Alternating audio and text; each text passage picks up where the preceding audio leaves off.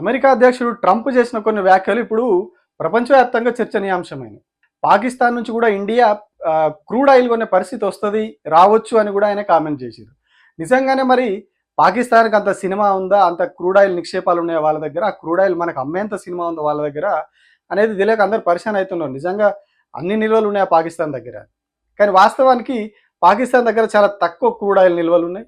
Oil production ఇతర దేశాలు ఏవైతే ఉన్నాయో వాటి నుంచి డైలీ బేసిస్‌లో వాళ్ళు క్రూడ్ ఆయిల్ కొంటా ఉన్నారు. వాళ్ళ ఎక్స్‌పోర్ట్స్ కంటే కూడా ఇంపోర్ట్స్ ఎక్కువ ఉన్నాయి. ఆయిల్ వాళ్ళు ఎక్కువ దిగుమతి చేసుకుంటా ఉన్నారు. సో మరి ఇట్లాంటి పరిస్థితుల్లో పాకిస్తాన్ ఆయిల్ ఎక్కడ ప్రొడ్యూస్ చేస్తది? మేజర్‌గా సింధ్, అట్లాగే పంజాబ్, బలూచిస్తాన్ ఈ ఏరియాల్లో ఎక్కువగా వాళ్ళకి ఇప్పటివరకి ఈ ఆయిల్ నిక్షేపాలున్నాయి. సో వాటిలలో రెగ్యులర్‌గా ఇన్ని రోజులు తవ్వకాలు జరిగినాయి. బట్ బలూచిస్తాన్‌లో ఇప్పుడు పరిస్థితులు అంత బాగోలేవు. పాకిస్తాన్ అటువైపు రానియట్లేదు వాళ్ళు.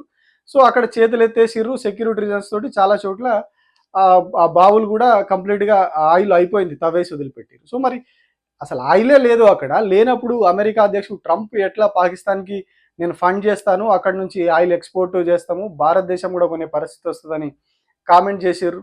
అంటే ఇది మన భారతదేశ ప్రధానమంత్రి ఇన్ఎఫిషియన్సీ. ఎందుకు అంటే అబ్ కీ బార్ ట్రంప్ సర్కార్ అని ఈయన పోయి అక్కడ ట్రంప్‌కు మద్దతుగా ప్రచారం చేసి వచ్చిండు గత ఎన్నికల్లో. మరి అంత ప్రచారం చేసి అంతా దోస్తు దోస్తు అని తిరిగిన ఆయన ఇప్పుడు ఏకంగా మన మీదనే మన శత్రువుకి సపోర్ట్ చేసుకుంటూ, మన శత్రువు పాకిస్తాన్ అని తెలిసి కూడా ఆ పాకిస్తాన్‌కు మద్దతుగా నిలబడి పాకిస్తాన్‌కి సపోర్ట్ చేసుకుంటూ వాళ్ళకు ఫండింగ్ చేస్తాము, అక్కడి నుంచి ఆయిల్ ప్రొడక్షన్ అవుతుంది, ఆ ఆయిల్ ప్రొడక్షన్ని భవిష్యత్తులో ఇండియా కూడా కొంటదేమో అని చెప్పి ఆయన వ్యాఖ్యానించారు. అంటే మన భారత ప్రభుత్వం ఎంత గుడ్డిగా నమ్ముతా ఉన్నది, ఎంత గుడ్డిగా ట్రంప్ వెనకాల ఇన్ని రోజులు తిరిగింది, ఇప్పుడు ఎట్లా బదనామైంది, శత్రువు ముంగట పరువు పోగొట్టుకునే పరిస్థితి ఎట్లా అయింది అనేది దీన్ని బట్టి తెలుసుకోవచ్చు.